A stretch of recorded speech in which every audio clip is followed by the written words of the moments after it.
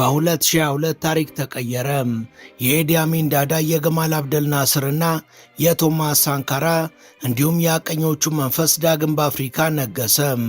ውስጡ በእንቢተኝነት የነደደ ከሀገሬና ከአፍሪካ ውጭ ማንንም አልሰማም ያለ ፓን አፍሪካኒዝም በልቡ የሚንቀለቀልበት ወጣት መሪ በትረ ስልጣኑን ጨበጠ። ከዛማ በታሪክ ላይ ታሪክን፣ በስኬት ላይ ስኬትን ደራርቦ አስመዘገበ። ምንዱባኗ ሀገሩም ባንዴ ከብድር ነፃ ሆነች። ምስኪኑ ህዝቧም ለዕለት ጉርስ ከመባዘን አልፎ ውስጡ በተስፋ ተሞላ።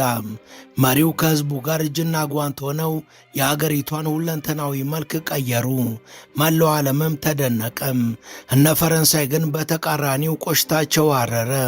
ከ21 በላይ የግድያና የመፈንቅለ መንግስት ሙከራ አደረጉ፣ ከሸፈባቸው። ከዛ ደግሞ በተለያዩ የእርዳታ ተቋማት ስም ሰዎቻቸውን ቢሰገስጉና ሽብርን ቢያስፋፉም በቅርቡ ቆራጡ መሪ ትራውሬ እነዚህን ተቋማት በሙሉ ጠራርጎ አባረረ።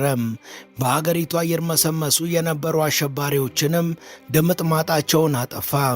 እውነታው ይህ ቢሆንም ፈረንሳይና ምዕራባውያኑ ግን አሁንም ይህንን ትንታግ መሪ መውቀስና እየዬ ማለት አላቁሙም።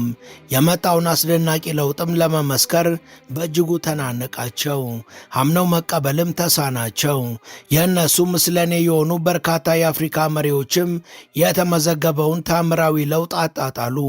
በቅርቡ የአፍሪካ ህብረት ሊቀመንበር ሆነው የተመረጡት የብሩንዲው መሪ ኢቫሪስታ ዲያንሺሚዮ ቡርኪናን ጎብኝተው ሀገሪቷ በአጭር ጊዜ ይህን ያህል በመቀየሯ በእጅጉ መገረማቸውን መናገራቸውን ተከትሎም ትኩሳቱ ተባብሷል።